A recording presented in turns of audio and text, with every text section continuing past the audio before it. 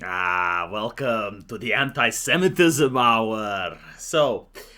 Israel released 10 names on a list that the government considers them to be the biggest anti-Semites. None of them rival Emperor Hadrian, though. These are people that flap their mouth, right? Talking poses a great existential danger for Israeli society. And you gotta wonder though, like, what nation would do something like this? I mean, imagine if the European Union would list a name of the 10 most anti-white people on earth, and they would include the name of African politicians, some American far-left extremists, right? Like, how would that be viewed? And the answer is exactly the same way that this anti-Semitic list should be viewed, with the exact same amusement. Now, to make a list where you include Greta Thunberg, Tucker Carlson, and Nick Fuentes in the same bucket is a little bit deranged, isn't it? But the reason it happens is because of something that I want you guys to use in your lexicon from now on. It's called concept creep. This is actually something that's studied by social scientists.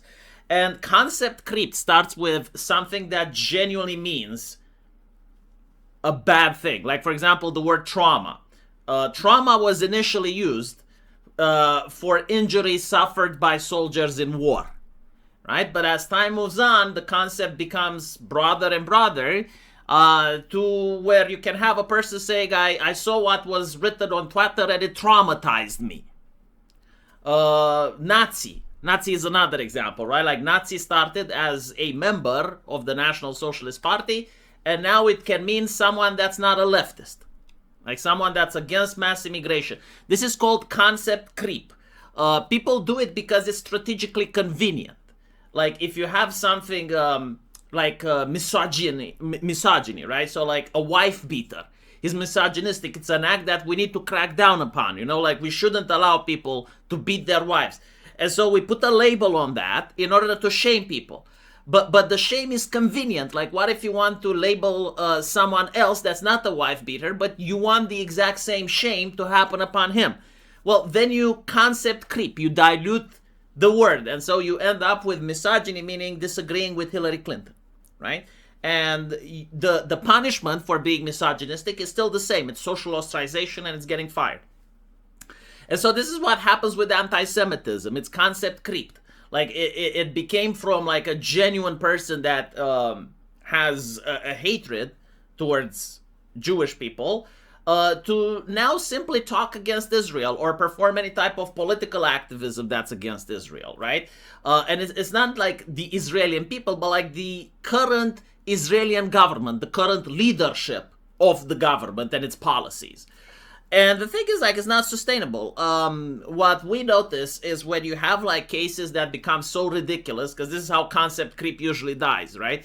When you have, like, a couple of cases that are so batshit insane that people are looking at it and they're saying, oh, wait, hold on a little bit. Like, Greta Thunberg is anti-Semitic. Like, why? Because she, like, went with a dinghy and tried to go to Palestine. But why the fuck didn't you allow her to go to Palestine? Just open the doors and let the chick go into Palestine. Like, why did you stop her? Let her fuck around and find out. But no, they did stop her. They did arrest her. They did exactly what she wanted because she's an activist, right? Like, her whole point is to cause the shit show. And now they're providing even more attention to her. And so people get to see this. And for them, anti-Semitism isn't going to be, like someone like Emperor Hadrian that wants to rout out the Jews from Judea. No, anti-Semitism just becomes like Greta Thunberg, right? Like the same with misogyny. Like, misogyny stops becoming being a wife beater and starts being disagreeing with Hillary Clinton.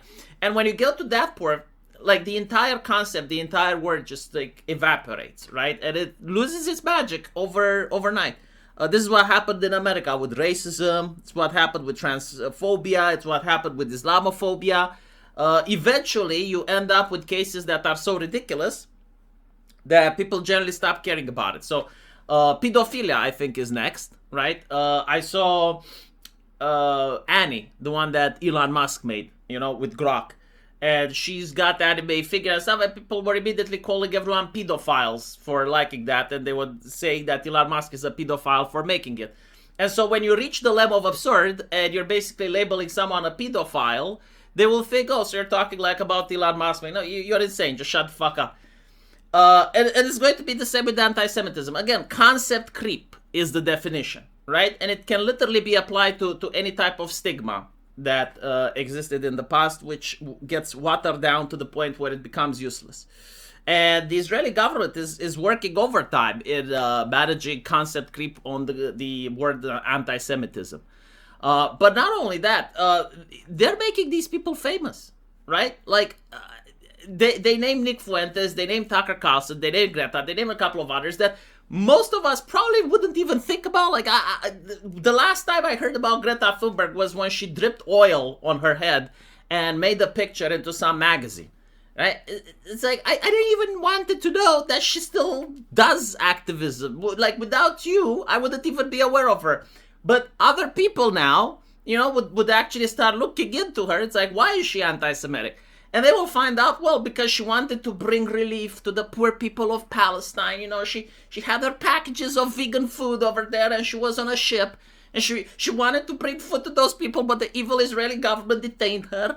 And they're basically doing exactly what she wanted. Like, they're advertising her activities, right? And so the question is, like, why is the Israeli government doing this? I generally think that this is like performative thing for their own people.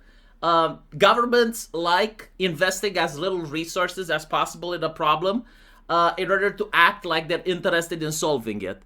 And so by making a post, with the top 10 anti-Semitic individuals, it shows to the Jewish people in Israel that, look, we're actually fighting against anti-Semitism. We're doing something, right? When in reality, it costs absolutely nothing to put the list up. And the damage, in my opinion, is far higher than if they wouldn't have put it. Right? But... It is what it is. I guess we do live in the realm of social media where this type of performative activism wouldn't have existed in the 90s or the early 2000s or 2010. But now it's the call-out culture. So I guess Israel has called out Greta Thunberg, right? The most dangerous anti-Semitist.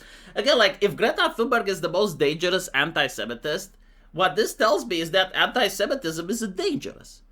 Like, if the thing that the government is most afraid of, right, the thing that terrifies them the most is this young girl, well, it means that this is the ceiling, right? Like, there is nothing beyond her. There is nothing more scary than Greta Thunberg. And so, like, the entire problem is a non-issue. I mean, you have managed to crack down on anti-Semitism so much that the most anti-Semitic person on planet Earth today is Greta Thunberg. So, yeah, let me know what you guys think. And as usual, I'll see you in the comment section. Take care.